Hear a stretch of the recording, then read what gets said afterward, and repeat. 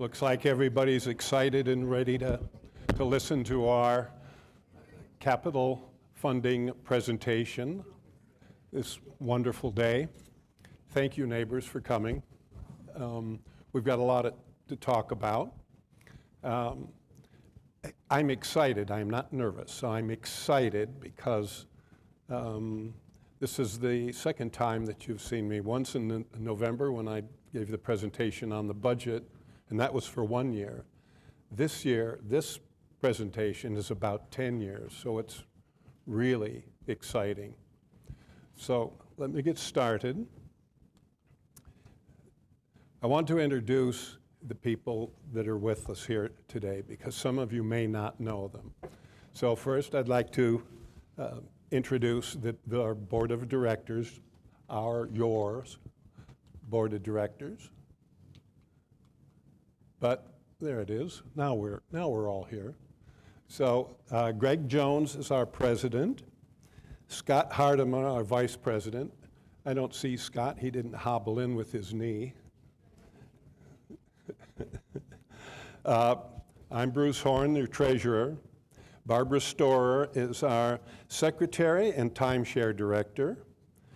Bruce Cox, standing in the back, is our director at large.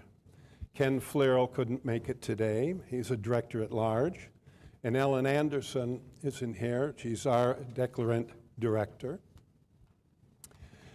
The newest member of the team is Bill Ward. Just joined us. Say hi to Bill. Thank you. Thank you. He's going to be the face of us. And next, the senior management team. Now, these are the folks that allow us to get all of this done. Let me introduce Pat Davis, whose institutional knowledge is the thing that I can't live without, frankly. That's the truth. Kate Self is our chief of police. Sam McAdoo is here, I saw. He's our director of community maintenance. Jonathan Goodman, the interim director of finance, to help put this together. Jeff Houston, of course, a director of golf. Amber Black, director of human resources. Bruce Evans, director of sewer systems. And Mary Jo Page, our director of marketing. Oh gosh, there you were. William, you fell off the bottom of my page. I'm so sorry. And yay, racket sports. See, I was so excited, you just jumped right off the page. I'm sorry. The Financial Advisory Committee helped it greatly. They're one of our standing committees that helped keep us online, in line, and informed. And the members of that committee are Becky Leeper, our chair, Skip Show, our vice chair, Robin Fischel, our recording secretary, Natalie Stenardo is here, a member, Jeff Lewis, a member, Ted Brown, a member, and Mike Epler, member of the committee. All of these people help make all of this possible for us, certainly for me. I want to start with the first picture, a little bit of history and context for us. We couldn't get the actual date of this photo. A lot of us tried, but it's certainly before I got here. I've been here almost 20 years now, 19. But this is an example of why we're here and how important all of this is, because I want to give you some statistics, and I'll go to one that'll put a little more of this in context for you. The official population in Fairfield Glade in 2000 was about 4,800. By the time the 2020 census came around, there were over 9,300 people in Fairfield. Today, at 2024, we have estimates that we're approaching the population now of Crossville, and that's almost 10,000. We were at a TCAT presentation, and it was brought up to us, and I was surprised, that we are at the same population, at least approaching the same population of Crossville. We're of the size of a municipality. That says great things about this community and why we're here and why we do the things that we want to do to keep this thing going. This is a 2021 aerial view. Yes? On that previous picture, can you give us any perspective of what we're looking at? I mean, I know it's Fairfield Glade. Yeah, you're looking at that's Mirror Lake down here. So you're looking at coming into Fairfield. This one, it's the same view, but it's rotated because that's a pea vine coming in. And this is before the 4-lane. Now, what's interesting about this, because in 2021, September 1st of 2021, there was the ribbon cutting ceremony for the grand opening of the 4-lane of P Vine's upgrade. That was a $51 million investment in the community. It shows you how important and what it is we need to do and have done for this community. It's pretty impressive.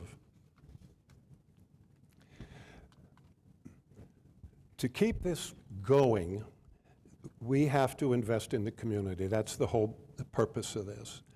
And the investments that we're doing, we're not in a crisis.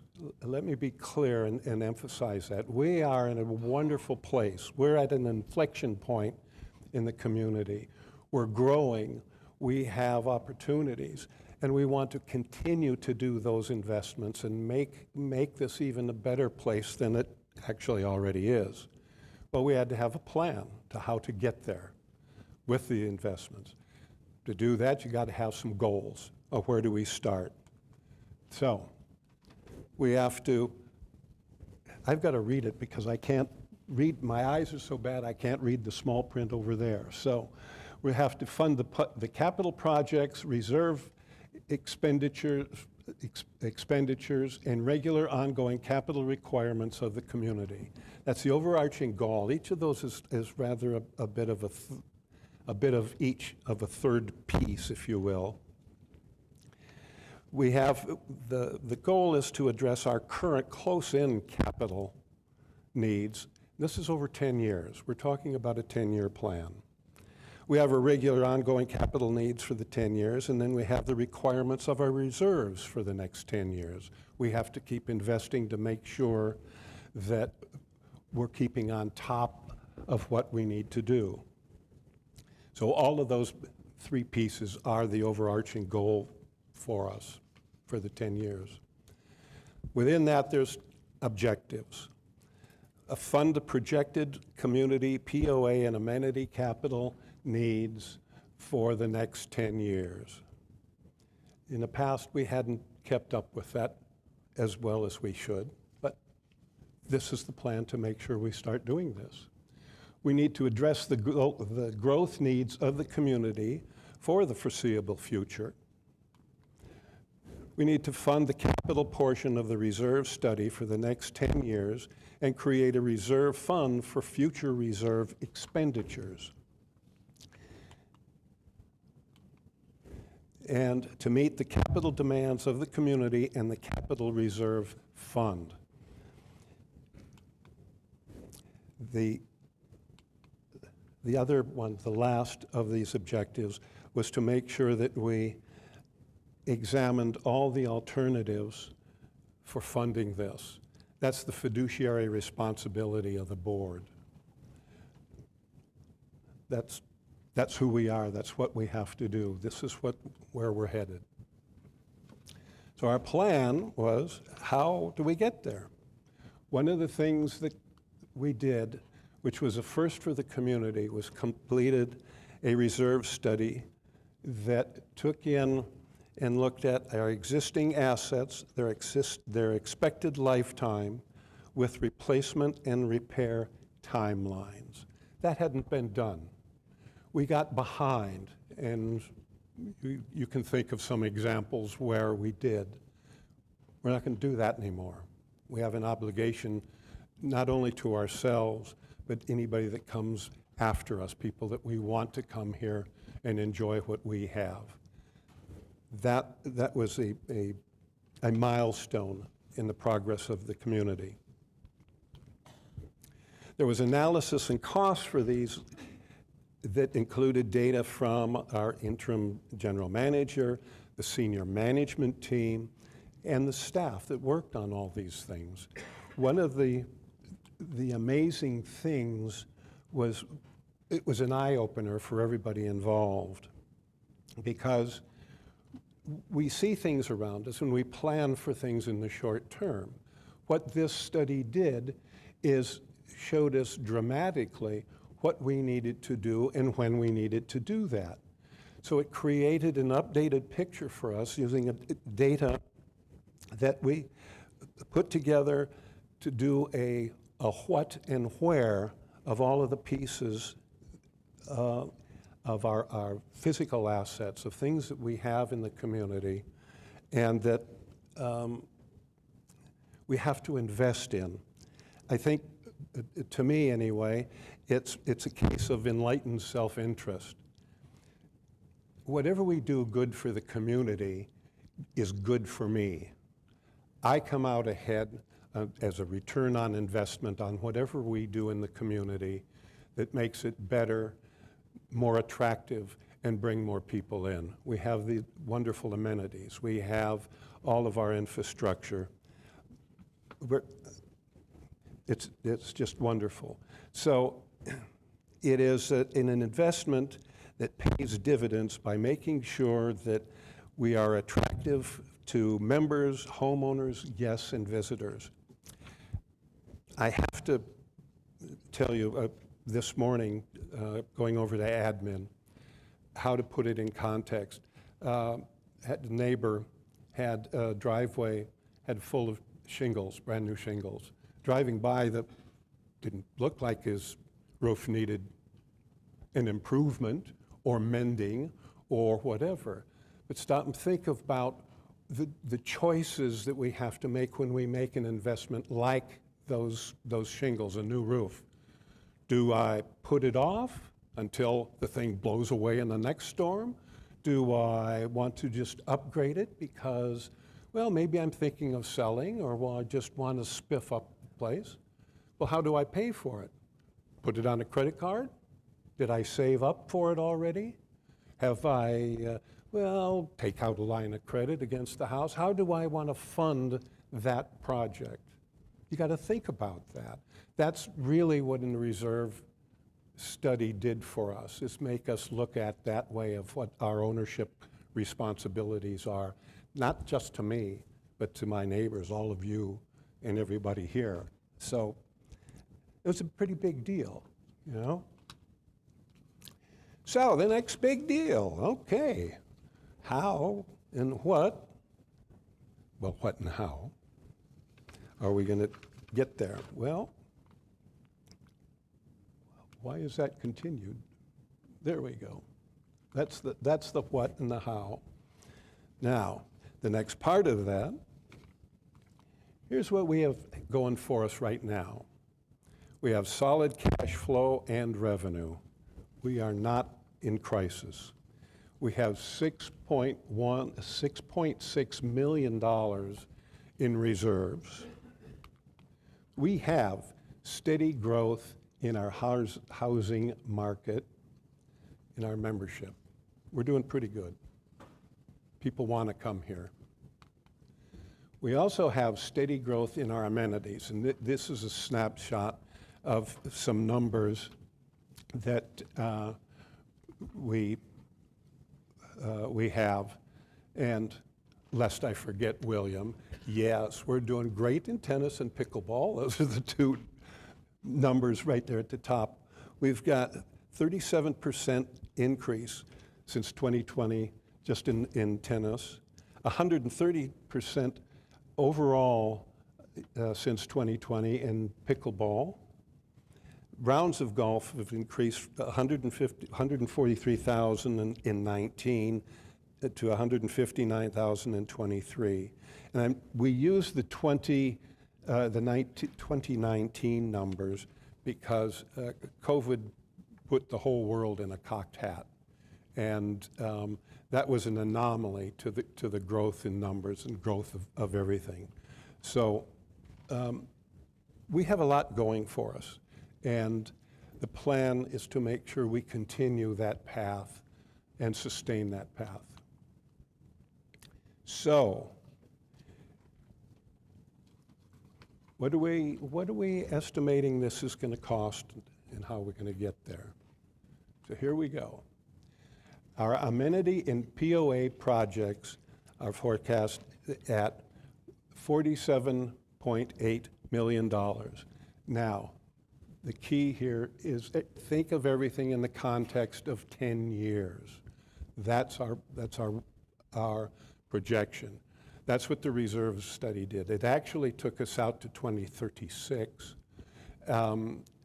for the reserve study itself. We're looking at the 10-year spot for us here.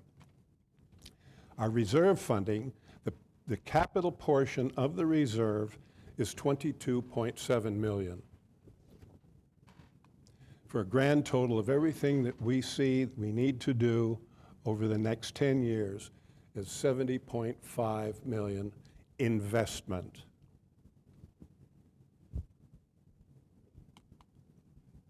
Some of the key POA and amenity projects that we have to address. The Emergency Services Center is coming online soon.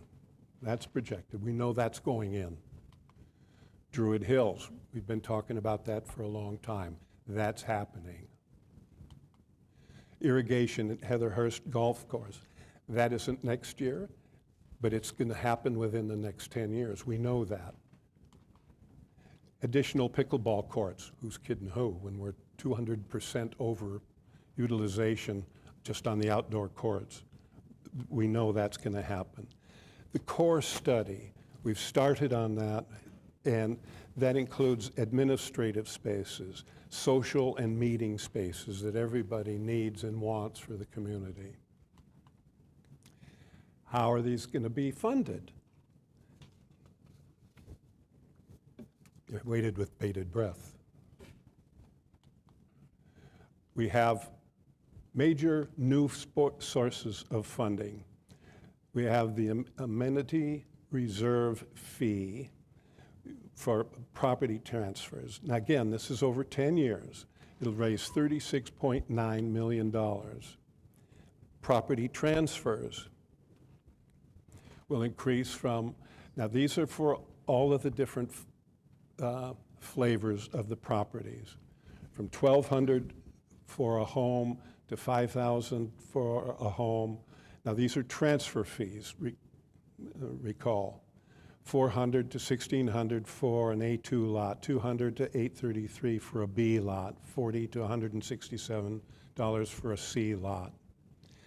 Now these, we used the calculation is based on a total of 755 lots comprised of 355 homes, that's new and purchased homes, 277 A lots, 57 B lots, and 66 C lots. Now, we used 10 years of historical data and decided to use the least year, the lowest year for calculations to be very close, as close to as conservative as we could possibly get on these numbers. This fee is paid by the new owner of the property. Let's be clear on that. So what happens on that? We will take out a loan. But the loan is for $13 million, drawdown as needed. We want to make sure that we're not going crazy here, but it's a drawdown. We'll start the 2-year interest only and then the 10 years beyond fully amortized for this loan. Secondly, we have existing sources of funding. The amenity fees, again, over a 10-year period, will raise $2.16 million over the 10-year period by using the allocation of 2% of funds from all departments except food and beverage. And this will allow the amenities to contribute, because the more you use, the more you contribute. That means all of our guests will be paying, and then our visitors. The assessments, again, over a 10-year period, $28.4 million over the 10-year period. That is done by, again, an estimate. Estimates we estimate at $4 to $8 range dollars per month per year. Now, remember that the club does allocate 25%, up to 25% of those assessments to capital requirements. Facility reserves, we still have that $6.6 million that we're going to be using. And the results are, all of our amenity and POA projects are fully funded. All reserve study capital projects are fully funded. The reserve fees, or the reserve study, the recommended was at 60%. It seems to be a kind of an average. It ranges from 30 to about 80-something percent. Ours will be at 54% for future maintenance, so there will never get behind again. If you recall the budget presentation, I showed you a graph then that after about 3 years, into the third year, we start going negative if we don't feed the kitty to keep our reserves going. We can't get behind because you can never get caught up. You can, but it's incredibly painful. And very important here, no need for a special assessment. And all the objectives that we went through have been met. There are risks in any endeavor. They are very, very low to medium. We have the only medium to medium high would be in construction cost possibility. There's things that we can't control. We can control a lot of things, but we have probabilities, we have mitigation strategy for each one of these. And we believe that the one that we can't really feel real good about right at this moment is construction costs. It's completely out of our control. But we can mitigate even that by some other adjustments.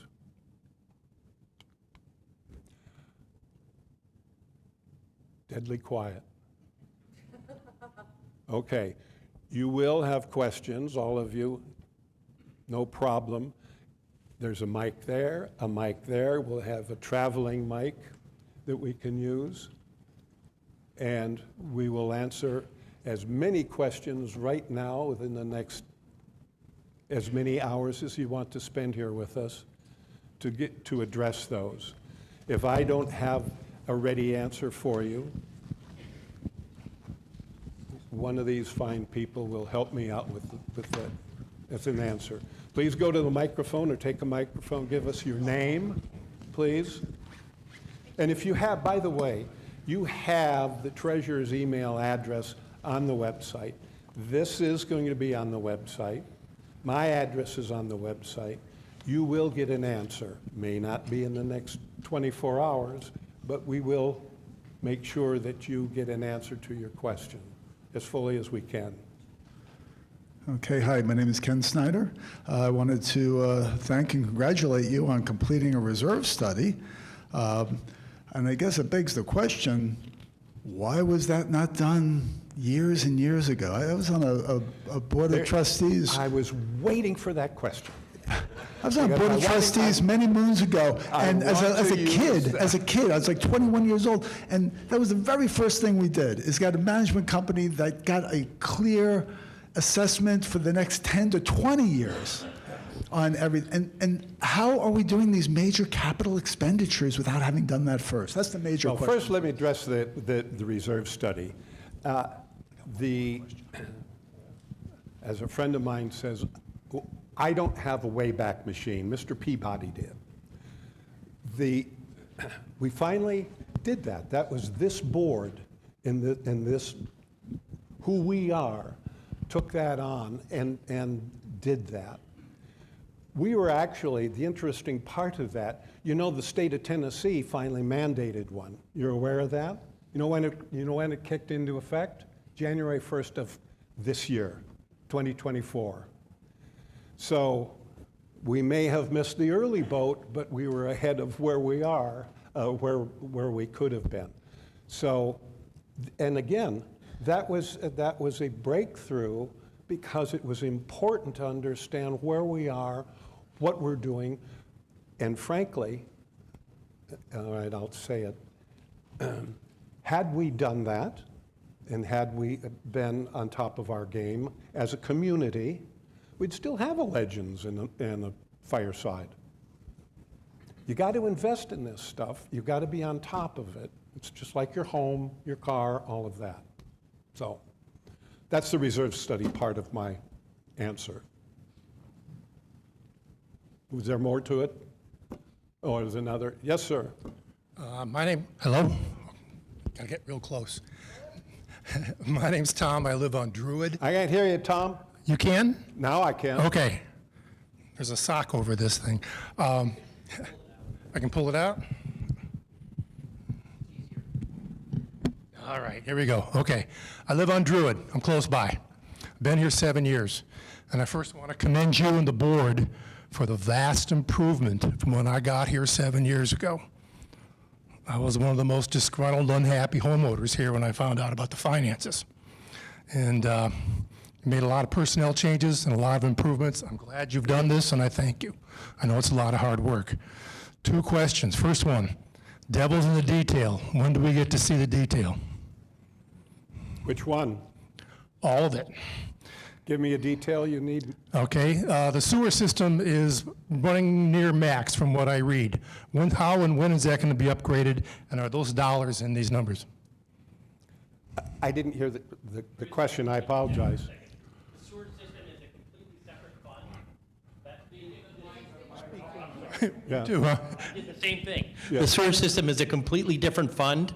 This is just talking about the POA and the amenities. Okay. So all those projects are in the sewer fund and not addressed in this particular project. Right. So That's separate money. So we have nominal increases forecasted, but the sewer fund is something else. So we should see some sizable increases. If we're forecasting a lot of new homes, that thing's maxing out from what we hear. We do have a plan for that. Okay. It's just not Today. addressed today, yes. Okay.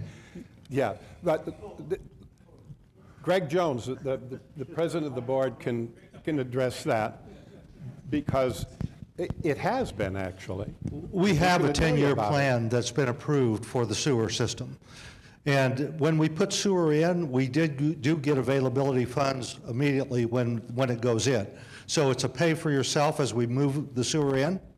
So the expenditures for the sewer are all covered. They're covered in the 10-year engineering plan that we got 2-3 years ago, and we'll continue to expand that as the sewer grows. That includes the expansion of the sewer Yes. system. I'm getting off on a tangent. Let's not No, go there. Okay. no, it's a good question. Okay. It includes the expansion because every time we put sewer in, the construction of that sewer is including the availability fee that we charge when we put it in. Now, we still have reserves there, and I forget what the number is. Anybody remember? Bruce, are you here? No? What He about was earlier. Bruce? Bruce Cox. Do you remember what it is? Capacity or the availability? Both. They're about 92, 93. Yeah. So those are like reserves that we don't dip into, Okay. okay? Repeat the numbers, you can't hear Bruce. Use the mic. Hi, Ted.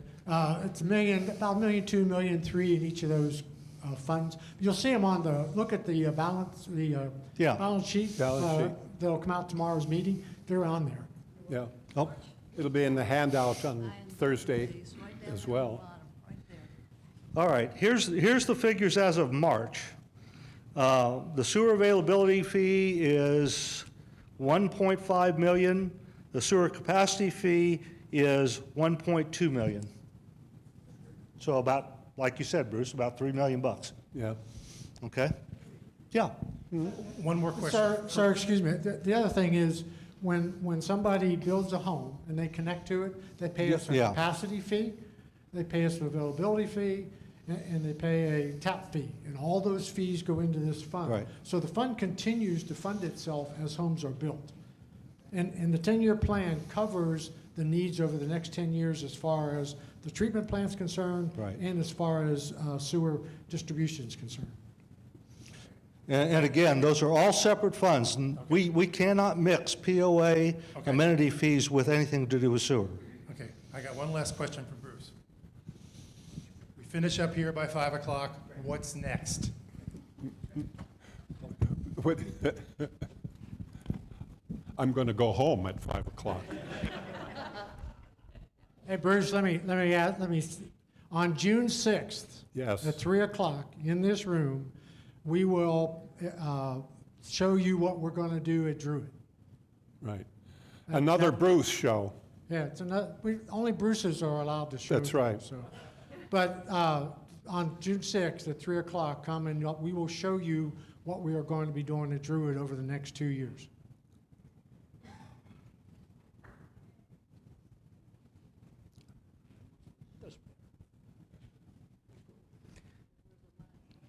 Tom Ratcliffe. Bruce, a couple of questions. First, it might be in your numbers, I'm not really sure. There are a lot of numbers to digest. But we've been averaging, just roughly, about $1 million surplus cash every year for the last 4 or 5 years. That's how we got the 6.6 in that range. How is that built into your numbers? It's not That's- built that- into the well, numbers. isn't The- that- The I the guess that's system the reserves, is based isn't on a balanced budget, because that's our goal going forward, is a balanced budget. Okay. That's the, Really? that's part of that 6.6 is what you're Okay. talking about, right? Okay, that's interesting. Then the next part is, so you mentioned it's a 10-year reserve plan. Are you talking into the mic? Yes, It doesn't sound like it. Can you get closer to the mic? yeah, I'm right on top of it. Okay. So you said this is a 10-year plan. Yes, sir. Is it a 10-year rolling plan? Or are we going to all of a sudden, at the end of 10 years, start over again? No, Okay. no. What, I mean, it's just like the reserve study. That we have to assess this every year. You got to be on Yes, top we of do. it. That's right. That's actually part of this solution, is because it had not. It was all, hit or miss. And that's why now that we have the reserve study, that's a platform for future boards to get on board with, so that they can see this stuff. So you can't say, well, I didn't see that last week, I don't, Now you can't avoid it. We have to do this stuff. I think it's great that you did it, and it's a step in the right direction. My reason for asking it's rolling is that you're looking at, you said $70.5 million over 10 years. So next year, what are we going to hear that next 10 years? Is it going to be 75 million? Because we're funding at 54%. That's our Okay. goal, yes. Yeah, so what are you asking? What is it going to be next year? No, I'll I'm just, I'll give you a number next year. I'm I trying to don't get know. I'm trying to get a flavor, Bruce, for how you will keep this alive with us so we know every year what this is going to look like. Well, next year I'll tell you what it is, because I'll be here, and we'll keep doing this. Maybe I'm missing the point, Tom. I'm sorry, but this is the first one for us. We haven't done this before, and next year you'll know that it's whatever that number is, because we have unknowns that we don't know. We can plan. We've planned about as good as we can get with as close of numbers as we know. Just like there's a whole lot of estimates in there, and as soon as I get a real number for a lot of this stuff, we can put that in and it'll show up in the financials so that we'll know what we're dealing with. I'm hoping that the interest rates fall. I'm hoping that they don't rise. I'm hoping that our construction costs are going to go down by 10% rather than an increase of 6%. That kind of stuff. That will change the numbers, but we are committed to having this conversation with the board, with the SMTs, with the community of what it is we have to do. Sometimes it's going to be not pleasant to say, I got to replace this roof, and it's going to cost me more than I anticipated, and I have to do it before I wanted to do it. That'll change the numbers for that year. And that's why the reserve fund is there, so that we can address those things. We've got money to address the current year in the reserve study. I think when we looked at the budget, as you recall, I think it was the next 2 years anyway. It's after that it if we don't do anything, it starts going negative, and that's like trying to catch up. And we can't. We cannot allow that, because this is too important for the community. Okay. So, yeah, every year I'll give you a number. Or the guy behind me will, or the woman. Yes, sir. Yes, I'm William Mallard. I've been here 6 years. I want to thank you so much for putting this presentation on, and personally I'm embarrassed that no more people showed up, or members of our community showed up, that for all the hard work that you guys did. This may or may not be part of your presentation, but I was wondering if there was ever any consideration to building a par 3 golf course. Boy. Yeah. Yes. And once I got a plan, and we can figure out how to fund it, and how it builds into what the community tells us is needed and wanted, sure. We've thought about a lot of stuff. Didn't dare put it up there, you know. There's a lot of stuff I want and they won't give me, you know, right away. But that's, to be honest, we've got a lot of things that we talk about that we know. We listen to the community. We've got committees that come and tell the board what it is the community is thinking of, what they want, what they need, what they would like to have, and then we take that on board and we talk about it and say, well, can we do that? We get the SMTs involved to say, no, you don't want to do that for this, this, and this. That's why there's always a representative on all the committees. That's why there's a board liaison. So all of that stuff is thought, and when we get more people in the room that say they want a par 3, right, there'll be a real serious conversation. Well, I about understand that golf probably brings in the most money for our area, or for our association. Yes, sir. Yeah. Hi, Bruce. Oh, although this lady was waiting. Yes, ma'am. I think the plan sounds great. There's aspects as just a little person that I don't understand, but there's some I do.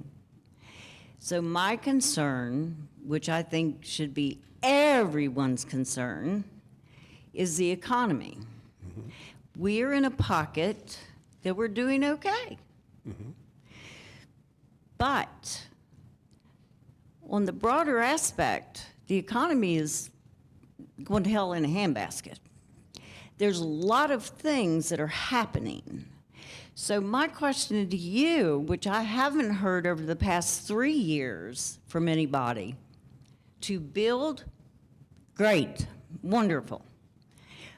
But I think there needs to be someone in the board, in the group, who has a stop point, who says, okay, let's just put this one on hold and see what the next year brings, because there's a lot happening.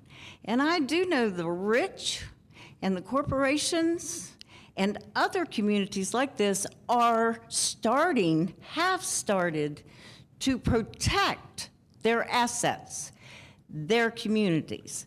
So that's my concern, because there's a lot happening within these currency wars. And, you know, you guys are gonna have to get together and really think about how are we going to protect what we've already got to maintain Fairfield Glade for the community. Thanks. That's really not a question, that's kind of a thought. Yes, ma'am. But I'm preparing. I know other people in here are preparing, because once you step outside of Fairfield Glade in money, it's not good. And I think you guys know it. I think you understand it. So what I, as just this little person, would like to hear at some point is a stop point. Like, hey guys, this is a 10-year plan and this is what we got like going on, but because of this, interest rates, commercial aspects, we're just gonna kind of put a hold on it right now because we don't really need this. Let's maintain this. Thank you, guys. Thank you, ma'am. I'm Flo. Okay, Flo. Thank you, Flo. You have a point, and we have to, but we have to protect what we have by making sure that we don't let what we do have deteriorate. That's an investment. That's a savings plan. That is a return on our investment. That I absolutely firmly believe that you have to be aware of what's going on. And if we were losing people, I would think you'd have a stronger case. We have people that can't get a house. It takes them 2 years to build a house because they want one so badly. And they're moving here because of what we have built currently. And there is not a business that I am aware of, and even when somebody else was paying the bill, if you didn't grow, you died in the business world. You have to grow. Even when in my business, my accountants would tell me you have to raise your prices 10%. And I would fight because I was going to lose clients. I hear you. But the fact of the matter is I had employees, I have partners. We have to do those things. That's an investment. That's a savings. That's not losing money. So. I can interrupt you, and I understand all of that, but I also understand that pockets like this that have to be protected Yep. should be protected. I think we're protecting it.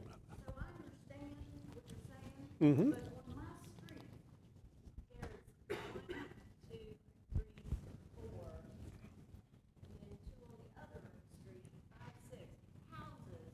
I know we're selling, I see it, but these houses, we're not selling boom, boom, boom like we were. So these houses, the brand new house, gorgeous, has been sitting for 3 or 4 months. It's had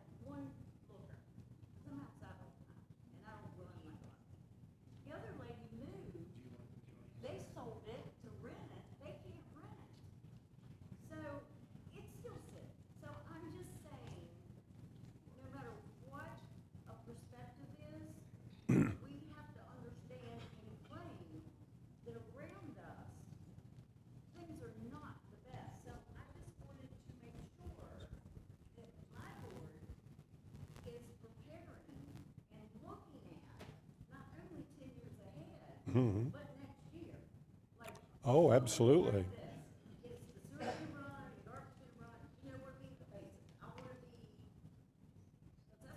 I hear you. Yep. We pay attention. Thank you, ma'am. Thank you, ma'am.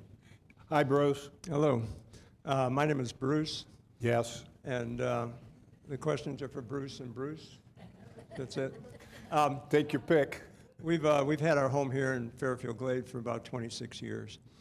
Over that time period, we've seen a lot of ups and downs in strategic planning, in financial planning. Sometimes things improved. Sometimes we were very unsure about our investment in this community. Yeah.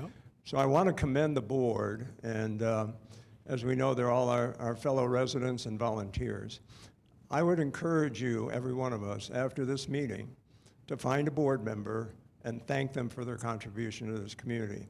I serve on a committee, and it's clear to me that these board members put in a lot of hours on our behalf. A lot of time they get a lot of grief for it. So I think if we take a few minutes and thank them and show our appreciation for their work, especially on this type of planning. And to the gentleman's question of why wasn't it done before, who knows? But at least it's being done now. Yeah. And we're looking forward and thinking about our needs in the next 10 years. The second half of the commercial is, please take time to find a senior management team member Yes. and thank them. They are a wonderful group of people who work hard every day on our behalf to make Fairfield Glade the great place it is. I've had the opportunity to meet Bill Ward. He's eager, he's ready to go, and I think he's going to be a great general manager for us. So go find Bill and thank him in advance. I do have a question. Uh-oh. Uh-oh. There's the yeah, but. Here's the yeah, but. After all, Okay. that was the setup. Yeah, I know. Yeah. No, I don't love you anymore. I'm sorry. I'll change my name. Okay. It's a pretty straightforward question, and that is on the slide that you showed the changes in the transfer fees and the lots and all that, Yes. and amenity fees and all that. What's the timetable to start implementing that? Because if we're looking at 10 years from now, we have to start right now. So are we Correct. looking at homes transfers in 2024, next week, next year? How is that all going to play out so that at the end of 10 years, we have those reserves that we're projecting we need? Right.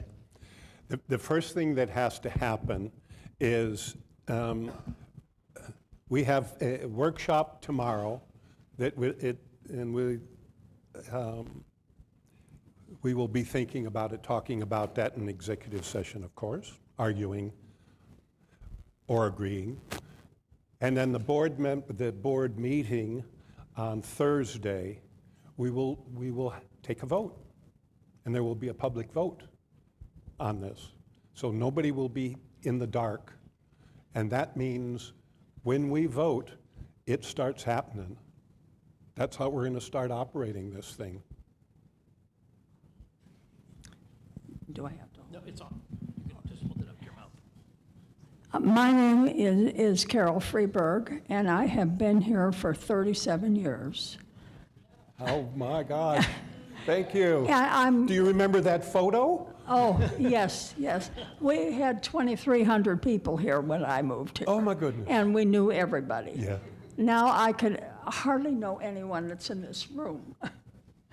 I want to talk about the man that was asking about the par 3 golf course. Yes, ma'am.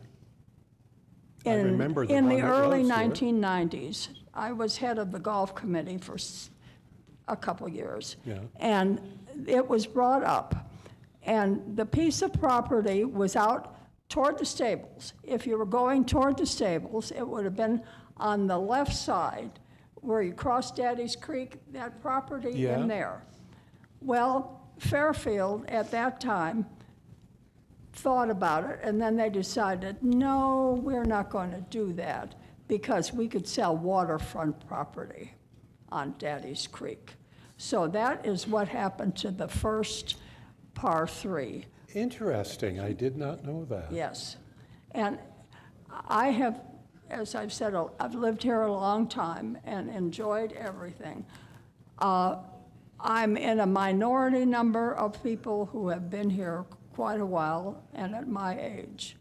And I hope that you consider our minority when you're doing all these things, because we came here at a time when fixed incomes and everything. So we are happy to be here and happy to promote it, but don't forget us. Absolutely. Thank you. That's one of the big challenges. That is why one of the terms up there that is important to me is that our assessments are manageable, and it's very important. I'm a member of this community. I saw what happened when Good Sam started to come in, and people tried to sell those homes and couldn't. And there's a lot of that. There really is, and we are aware of that. I certainly am, and I know that my peers are aware of that. And we try to balance everything for the greater good of as many people as we can, possibly. And sometimes we don't get to be everybody on the good side of the table. I'm afraid that sometimes happens. And it may happen to people that I know personally that I don't want that to happen to, but it may. I can't say that it won't, but I can guarantee you that we are very sensitive to that, because we know that that's an issue. Because that's part of the legacy of what started Fairfield. I mean, that's how it was marketed. And let's face it, that's where a lot of people wanted to come here for at the time. It was a value proposition, and we were promised things that were not realistic in the long run. So, but no, that isn't off the table. I hear you very clearly. Thank you. Yes, ma'am. Okay. My name is Ellie Kellerman, and I'm just wanting to question about reporting.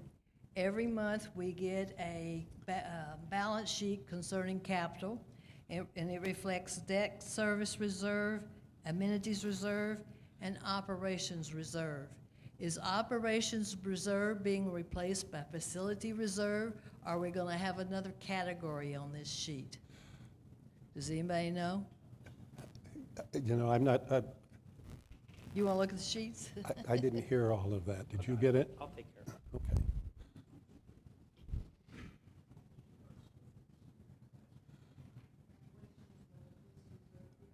When you need a CPA to answer a question, you know that you're in over your head. So I'll just shut up. So what's the answer, please? What's the answer? Can you share with us? It is the facility reserve.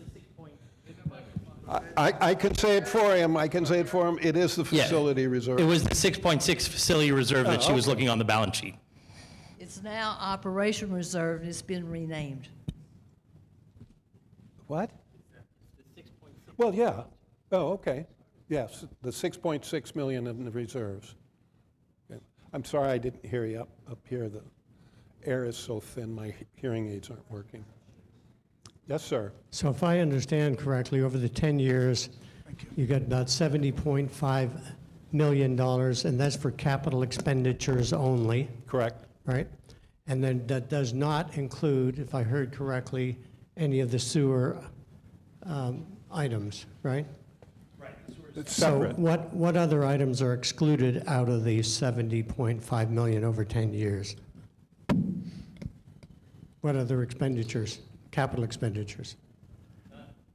So as an example, Druid's a capital expenditure that's built into that $70.5 million as well. Yeah. So on average, we're looking at about $7 million a year on cap expenditures. It's actually. On average, Yeah.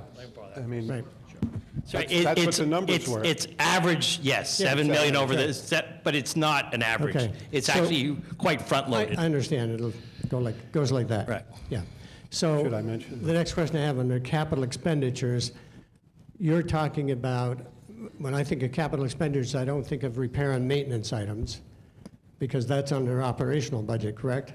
So these are what I would call new items. Am I understanding that Not correctly? necessarily. No. I mean, I keep taking it from you. It's not new necessarily because there are capital upgrades to existing Okay. facilities. But not general, what I call general operating expenses and general. No, they're not operating Repair and maintenance items. No, it's not Okay. repair and Yeah, maintenance. it's It's not strictly O&M. capital. I got it. Okay, thank you. yeah, it's not O&M, okay. And again, yes, thanks for what you guys all do. I appreciate it. Nico Sergio, Community Club member since April of 2005. I want to know when this slide presentation will be posted on the Fairfield Glade website. I'll have to ask Pat when she can get it up there for me. Thank you. Yeah. That's my next question. What? I've asked a couple of times, or it's been asked at the board meeting as workshop, is we were told that there's a 248-page reserve study that we paid for, and some of us would like to see that.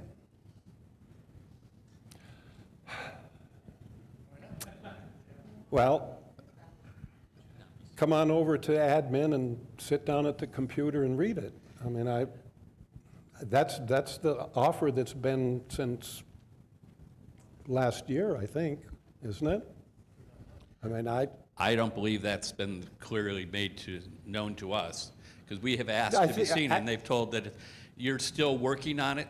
What I've got from Greg Jones repeatedly at meetings, I'm Ted Landers, by the way, is that it will not need be to answer available this. to us until the board has gone over it and taken the items out that are not capital expenditure, but Right. are a different category.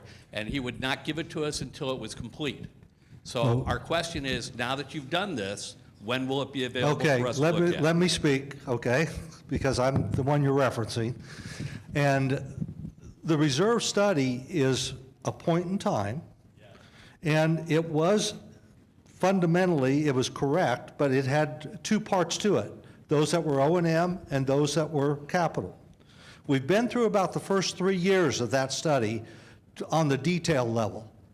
So there's still, that study goes out 30 years. So there's still things, Ted, that we have to look at to make sure that we have a right combination of where the things are going to be posted, whether O&M and capital. Now, we've been over it in a high level, so we could do this kind of planning. But the details are going to change every year, okay? So let's be straight about that. So when Druid comes on, for instance, and let's say that's 3 years from now, it's going to change the reserve study because now we have another asset that's on the books. So even if you saw it today, you would still have to take a look at it every 2 or 3 years. Matter of fact, what we talked about in the reserve study when we did it, if you remember, what we said was that we think that we're going to have to do a reserve study every 3 years. Because the assets change, they get added, some fall off the wayside. So you're going to have to do this on an ongoing basis. It's not going to be one point in time and I've got the 30 years laid out. That won't happen. I understand. I'm very familiar with reserve studies. We had them at all of my HOA associations, and I do understand they're a point in time, but it's also really basic information. It tells you how many buildings you have, what the expected life expectancy is of each of those items. It should be made public. There is no reason not to, except that the board doesn't want to share the information. We'll make it available when we know that it's as correct as we can get it, Ted. Well, you've had it for 10 months now, and you've told me you've only gotten through the first 3 years, and it's a 30-year study. So does that mean it's going to be 10 months times 27 more years before we see it? Well, I'm not going to give you a time frame because I don't know how long it's going to take to really get it. So you can keep asking, and we can release pieces of it. We released, if you come to the board meetings, I know you do. We released the one for the whole year for this year with all the capital projects that we have in it. Capital projects is not a reserve study. There's a capital component of the reserve study in the budget. The only thing we have seen of the reserve study was November's meeting where Bruce showed a slide, which is the facility reserves, and showed the 30-year outcome, where if we Right. didn't change the dollar amounts going into it, that at the end of this 30-year period, we'd be approximately $35 million in the short. And it also showed that it's 5 years out, let me get this right, at 2031, we have negative dollars. And that's why we did this plan. And I agree, and I'm pleased that you guys did it. I would like for you to share the information. It's not a secret. We are sharing the information. You're not. You're not giving us the entire study. Okay. We want to see the 248 pages or whatever All it right, is. well, thank you very much. When you're talking about transparency, this is one of the issues that people have. It doesn't seem like you are. Yeah, well, this is Ken Snyder again. This is what I was wanting to speak to way back when you mentioned the reserve line items. That would you be willing? I was going to make it as a suggestion, but maybe I'll make it as a question. Would you be willing to each year provide, each line for reserve for each item, and the variance from year to year, so that as conditions change, it's right there in a number, a percentage number, a variant, how far off we are from our original projection, and this is. So anyway, I thought that was just a reasonable way to address that question. And the other question I had. Yeah, it's in the budgeting. It's in the budget every year that you see. That's posted on the website. They're posted every month. Even when we have a CAR and all of that information is there. It's available. Is it broken down into line items, or just operating and capital? Is it not slush funds, but they're really clear? That detail is there. Okay. For the reserve, for looking forward, 5, 10, 20 years. That's what I'm speaking of, doing that same the sort of 20 reporting stuff for the isn't out reserve. there because it's going to change by the time we get there. I mean, It's just a way to address people's concerns is all I'm suggesting. I'm just asking if you're willing to consider that. That people want to know what's happening moving forward, short-term and long-term. Sure. That would be one way of possibly doing it. The other question I had was, from the screen, you had 30% increase in tennis from 2020, 138% in pickleball 2020, and then you used different parameters to report golf with numbers, and then it was from 2019. So it was apples and oranges, so you really couldn't get a good sense of that. Okay. But, Yeah, go ahead, finish. Okay, well, it was COVID in 2020 when you were using the tennis and pickleball. But anyway, the point is that I understood that in the survey, tennis was like on the bottom as far as what brought people or attracted people to Fairfield Glade. I may be mistaken, but I heard that somewhere along the line, and I thought, okay, well, maybe that's why no attention's being paid to tennis. But here, 37% seems to be a higher increase than the golf, and we're doing this massive capital expenditure for golf, and yet in the time I've been here, the Dorchester courts have been taken away, tennis I'm talking about, and now the Druid courts are going to be taken away, the outdoor hard court courts with lighting. So there's nothing. In the last meeting, or not the last meeting, but at one board meeting I asked, I said, how much consideration was given to what's available for outdoor hard courts lighted in the area? And there was zero. They said none, zero. No concern or consideration given to that at all. I'm still curious to know, one, if we know what's available outside of here, and two, if it's increasing 37%, that seems to me a good case for building some outdoor courts. And I'd just like to know I know everybody's got their ideas and they talk about them, but based on the stats that you're given, I thought it kind of warrants a little more serious consideration. I know I see William over there too. He might have something to say about that. Yeah. Well, William has got a problem because he can't accommodate all the people that want to play pickleball for right now, for one thing. And that's an issue. We have, just on pickleball as an example, the outdoor pickleball is 210%, I believe, was the number of increase in attention to that.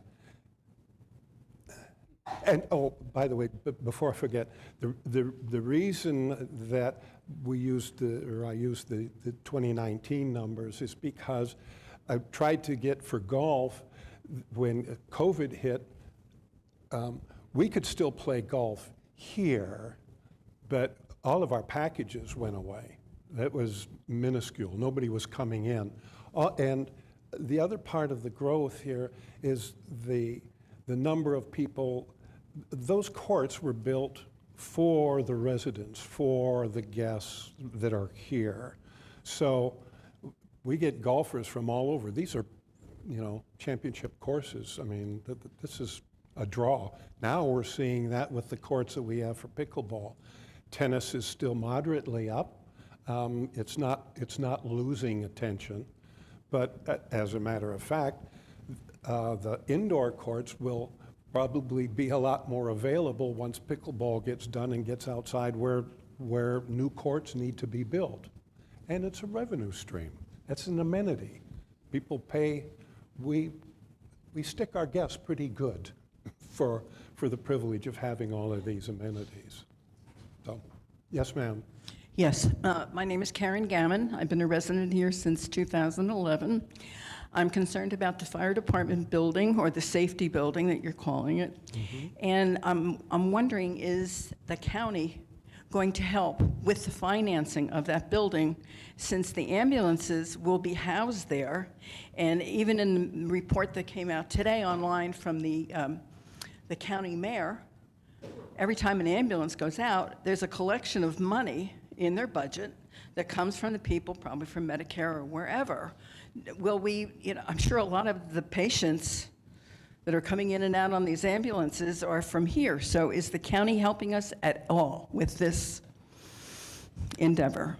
Well, I wasn't involved in that, but I believe the ambulance, doesn't the county provide us a full ambulance and staffing that they place here? So the county is participating. We're picking up part of the building. That's their ambulance. That isn't ours.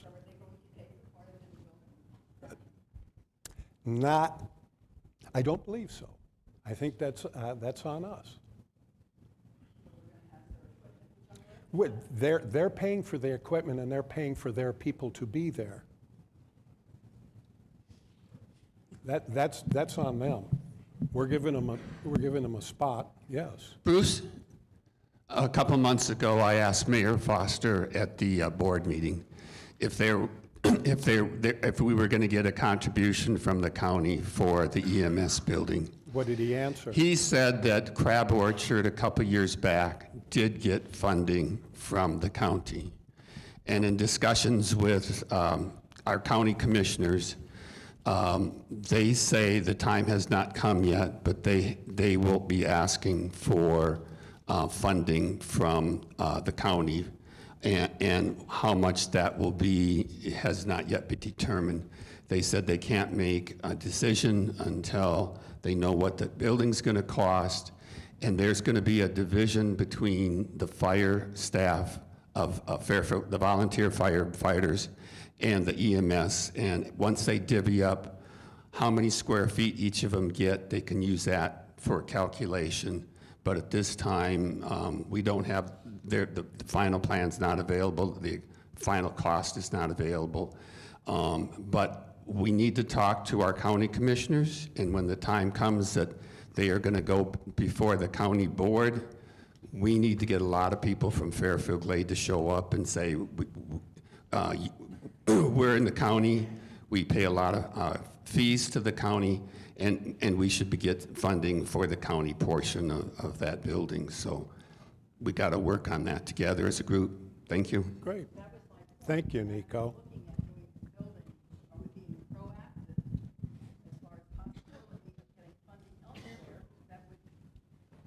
Not come out of our budget.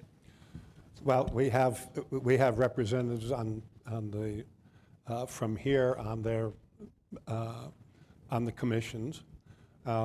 We have participation in the government.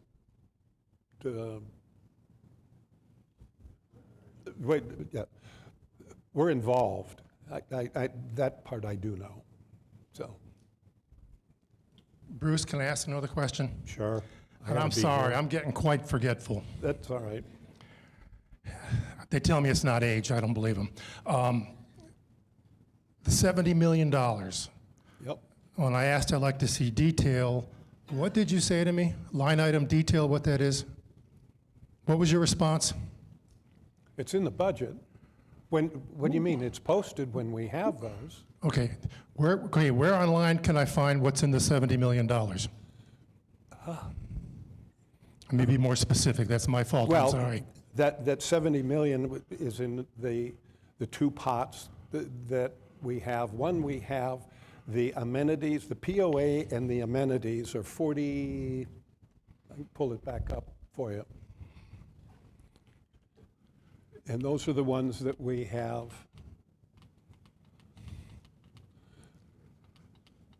identified. Okay, Bruce, the key, here we go. Bruce, let me cut to the chase. So there's this. Okay. There's these are the ones that we have identified and know. We haven't allocated the funds for them because we don't have them yet. Okay. I'm getting hung up on definition. What is the Druid Hills Clubhouse? Is that just for the golf, the building that we're going to replace, or is that Legends too? There is no Legends. It's going to be a whole complex that will have restaurants. It'll have. Okay, we were promised a vote on that as a community vote before we built that. Will there be a vote on that?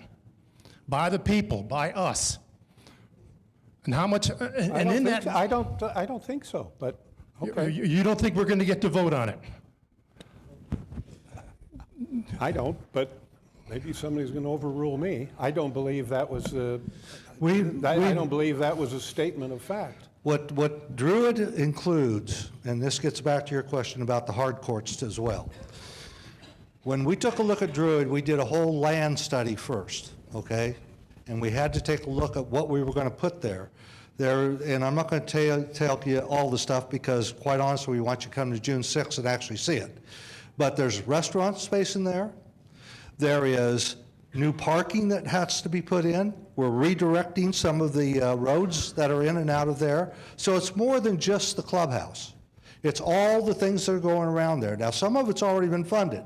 If you walked over there today and you took a look at the driving range and what's becoming the performance center and what is going to become what I call the entertainment green, which is the one over there in the back, all of that's already been paid for. Those were included in the budget. What still is left to do is what's going in the clubhouse, what's going around the grounds, the redirection of some of the roads and that type of thing, which you're going to see on June 6th. You'll get an opportunity to actually see all that stuff. So that's what's in the Druid, but there is no intention at this point to have a vote on that. Okay, we were told that when this study went through and we were asked our opinion on whether we wanted another restaurant to replace Legends.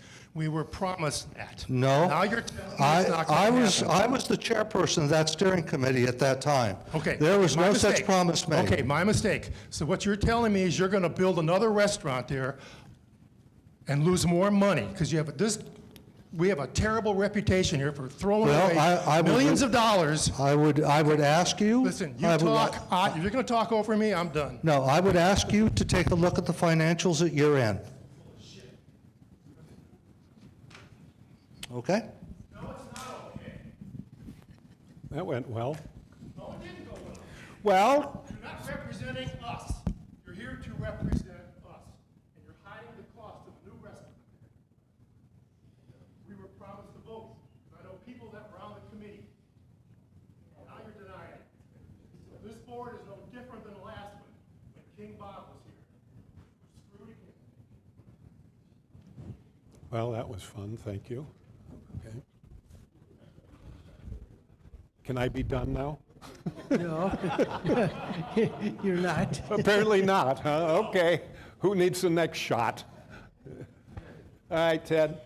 Oh, no, it's Tom. The Tom and Ted show.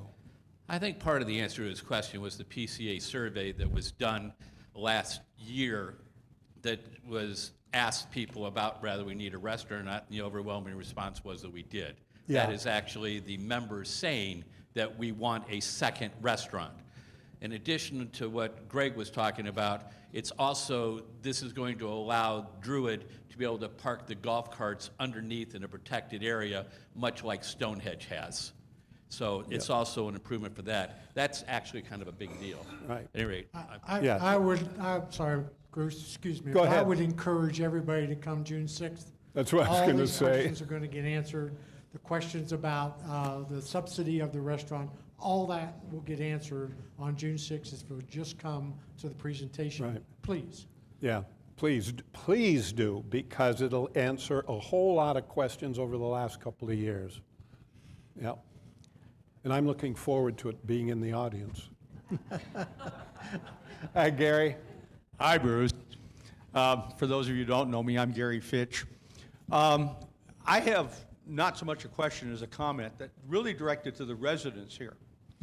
You know, as we've already discussed, this is going to be an ongoing thing. It's not a one and done deal. You have to keep updating this as you go along. Correct. Okay.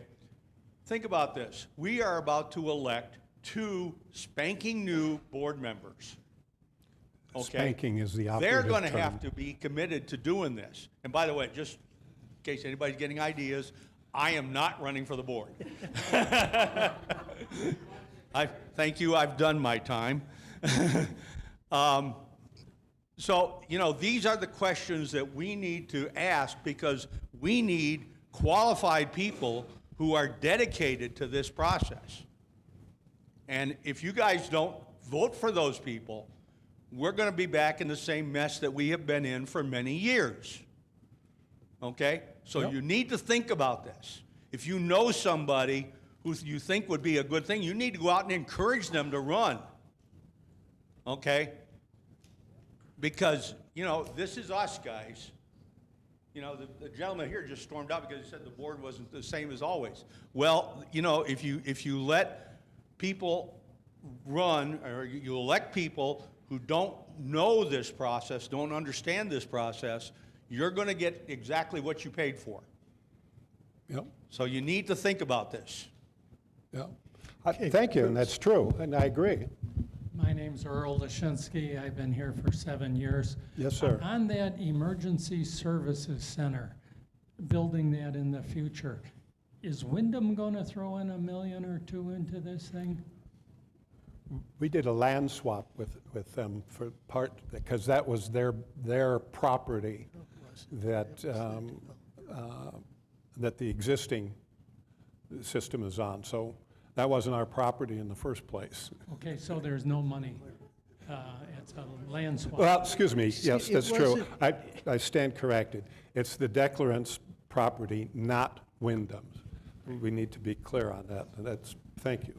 I also want to I just add misspoke. one part to that. Remember that we're adding 2% of all user fees.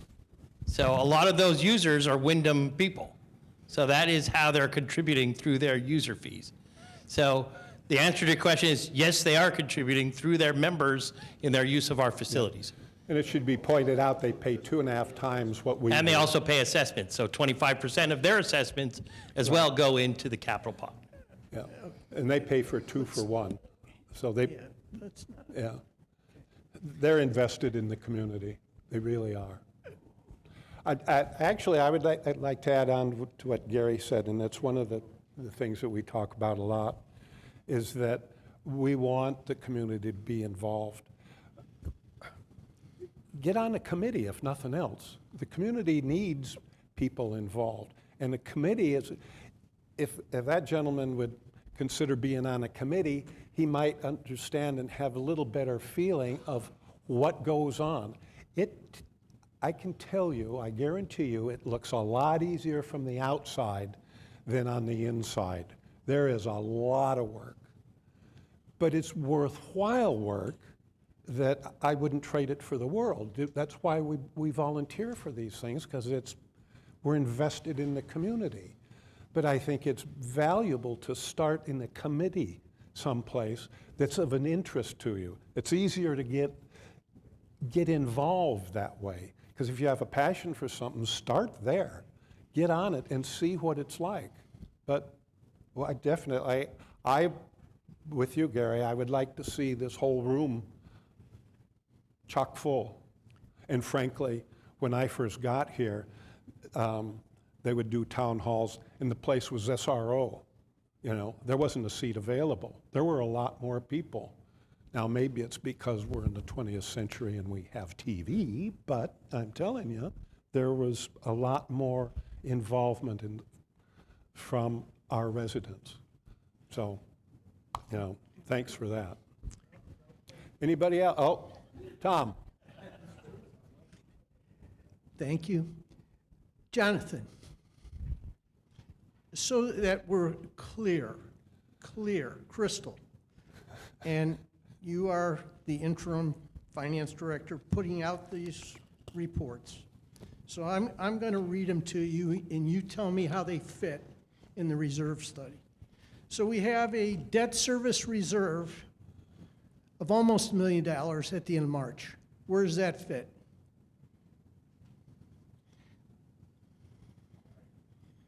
Sorry. Some of that will be used to pay the new debt.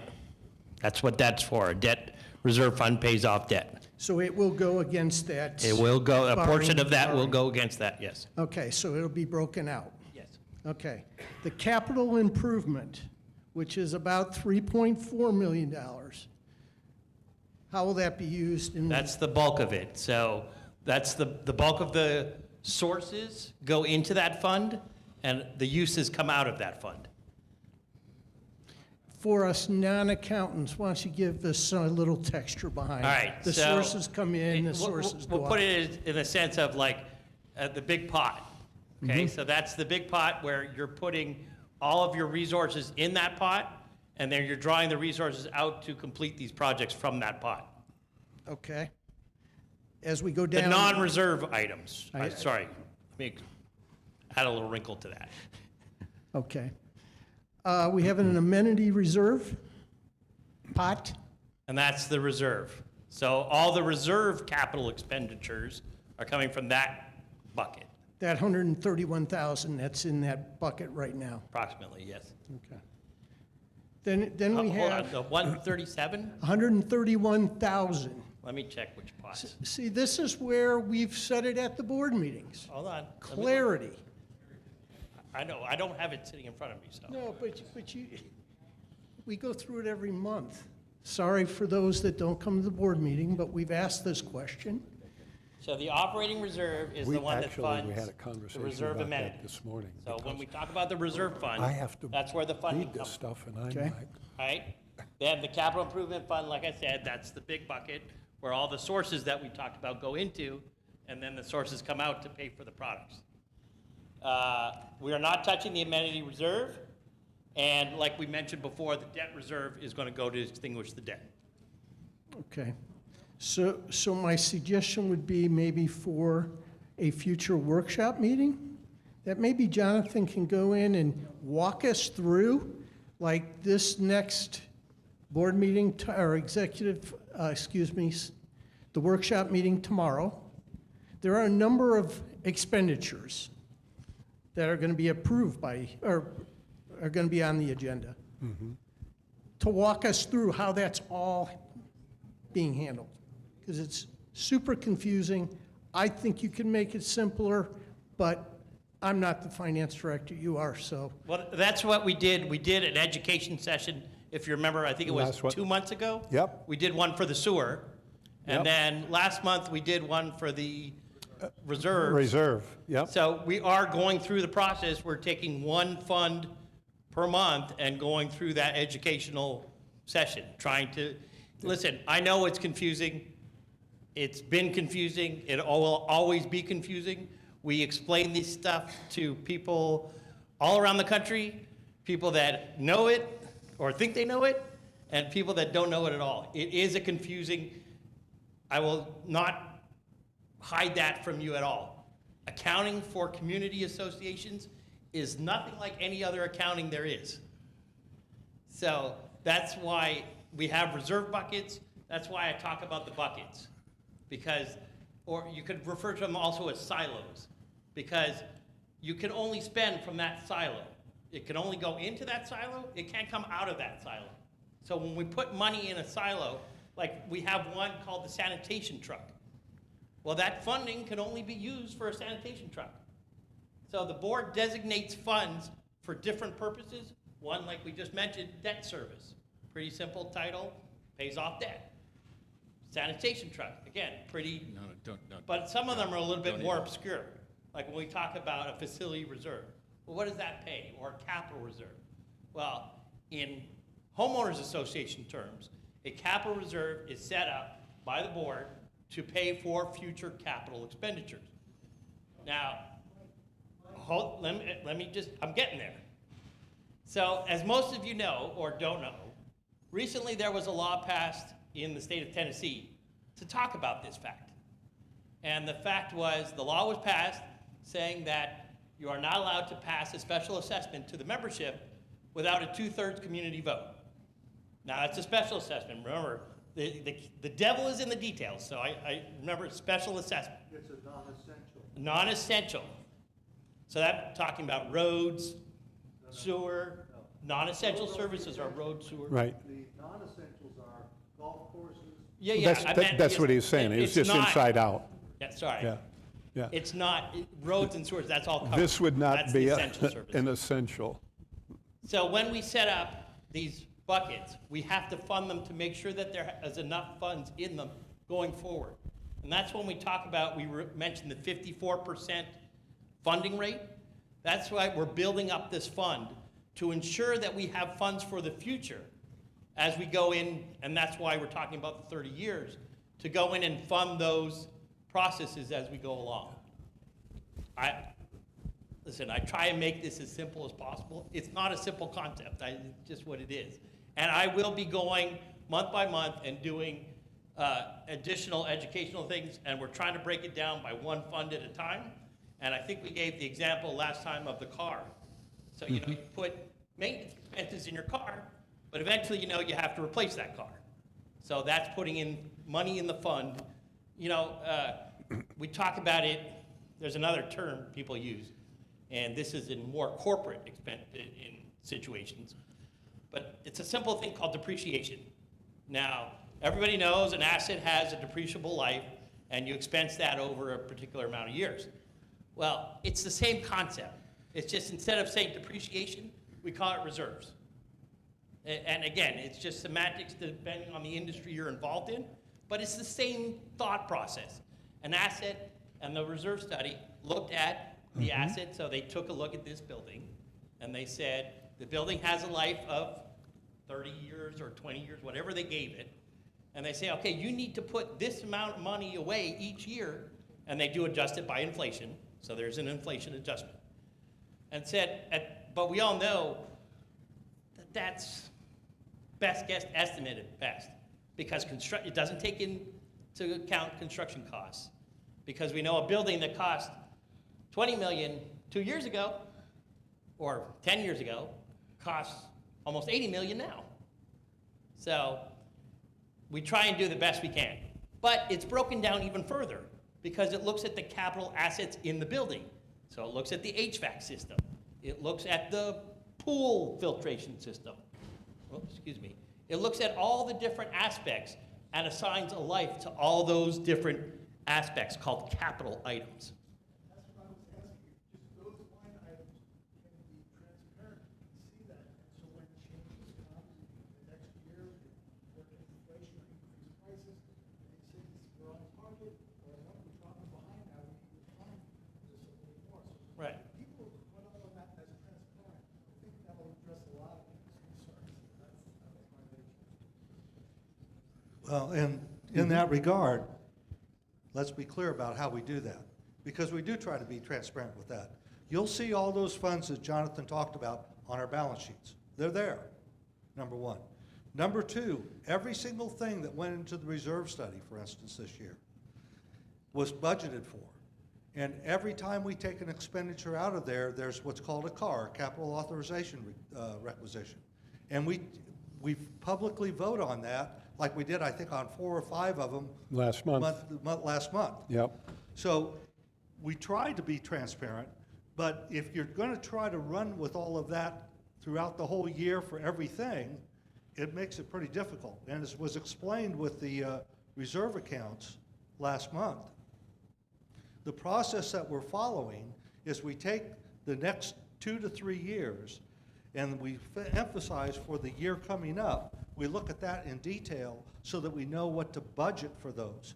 And we roll that over every single year so that we can make sure that we're focused on the next year, but we're also looking at least 2 or 3 years out. And that's where, to the point that, you know, Ted was bringing out, those change as we add assets, we retire assets, we do something different with an asset, they will change and those numbers change. So you can take a look at the reserve study today, and it goes out to 30 years. And if we didn't fund it, just exactly what Bruce showed last fall when we did that study, or I'm sorry, when we did the budget, you would be falling behind. Our job is to make sure that doesn't happen. That's one of the big reasons why you see that number up there for the reserves. But for those that want to really get into it, you'll see it in the budget. You'll see it in the board minutes whenever we authorize a car for it, because it'll be drawn out as a reserve. And so we do try to do that, okay? Ted. Ted Landers. You're talking about taking out a $13 million loan.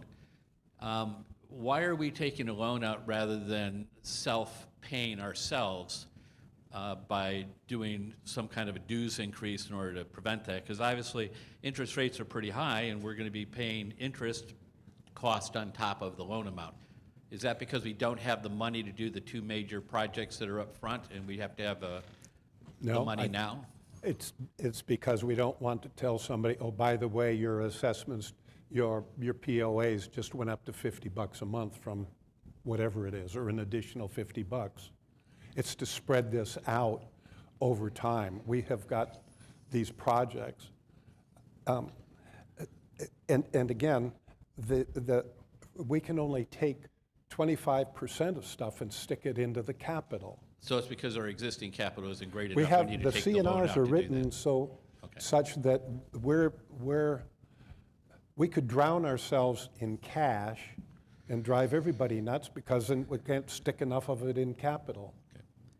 The second question is, the loan would be paid off at the end of the 10 years. Is that what you're telling me? Yeah, fully amortized over Yes, 10 years. yeah, fully amortized. So it'd be the 12th year that it's paid off, because remember, there's 2 years of construction draws up front, and then it's fully amortized for 10. All right, and then the question I have is, we're aiming for a 54% funding of our reserve study, and I think that we ought to be aiming at a higher point than that. When I have to replace a roof, I can't replace 54% of the roof. I have to replace the entire roof. If you have the money to do the roof, you got to have the money to do the roof. We had in our townhome association, we had a pay-as-you-go thing. So just as an example, a roof is 20 years. We felt that it was fair that if the initial owner who lived there lived in that townhome for 15 years and then they sold and the new owner lived there for 5 years, the original owner should pay 75% of the cost for the roof because they used 75% of the wear and tear of that roof over the 15 years they lived there. And it shouldn't be passed on to the person who only lived there 5 years to pay the total cost. So if you do 100% funding, then it's fair to every member because you're paying for that part of the useful life during the time in which you lived here and used those facilities. That's my point. Thank you. And on that, just a clarification, when you gave the example of the roof, I agree with you on a single solitary asset. There's 987 assets on that reserve study.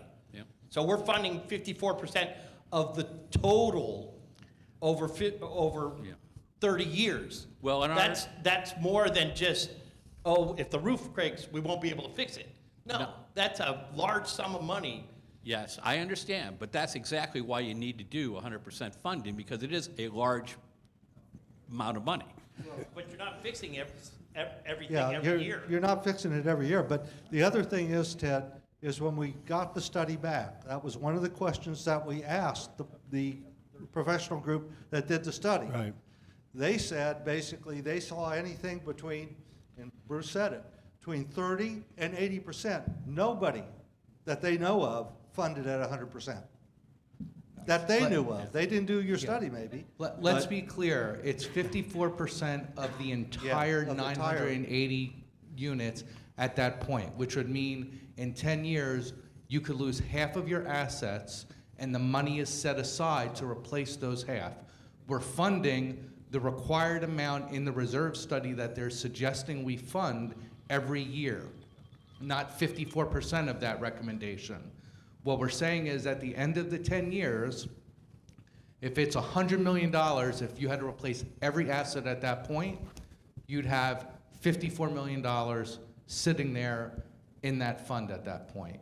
It's not saying that we're underfunding. No one funds 100% at that year for every asset they own. They take the 20-year example that you did, 15 years in, they're at 75% of the total funding for that asset. At 20 years in, they're at 100%. What we're saying is of all 900 plus assets that exist in the 10th year, in 36, so in 12 years, 54% of the total possible cost if everything was to be replaced, that's the level we're at. So I think there's a misunderstanding that we're saying we're only funding 54% of what's needed. No, what we're saying is we're going to have over 50% of the assets funded at that point in 12 years. If every asset was to disappear, 54% of that money is already set aside, which is a very high amount for an HOA. And I know it's because I'm actually, in our firm, I'm the licensed community association manager in our firm. So I'm very familiar with the reserve studies and how this all works. So this is actually a very good amount to be at. As Bruce brought out, there's been arguments that we should only be at 30%. Yeah. This is a very good number to be at in 12 years for this community to be at. All right, the last question is, at the end of the 10 years, I know it's ends up being a 12-year loan because it's a 2-year draw, so just, I understand. So at 10 years, how much money are we going to have in the reserve, anticipated money in the reserve study? In the capital reserves? I'll have to get you that exact amount. Oh, just roughly. I mean, are we? I don't know roughly. Okay. Yeah, I don't know the number Because if we either. end up at 0, then we haven't done much. Okay. No. Anyone else? Thank you very much, and I do appreciate the work the board is doing on this.